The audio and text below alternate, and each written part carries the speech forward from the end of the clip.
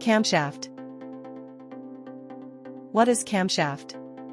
A camshaft is a rotating shaft with egg-shaped lobes, cams, that precisely controls the opening and closing of an internal combustion engine's intake and exhaust valves, ensuring proper engine breathing for optimal performance, efficiency, and emissions by converting the crankshaft's rotation into the valve's linear motion. Function. Valve timing. Opens and closes valves at the exact right moment in the piston cycle. Valve lift and duration. The shape and profile of the lobes determine how far, lift, and for how long, duration, the valves open. Synchronization.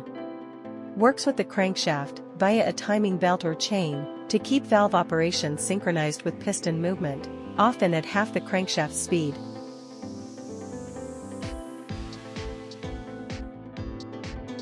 How it works. Rotation. The camshaft rotates, driven by the engine's crankshaft. Lobes engage.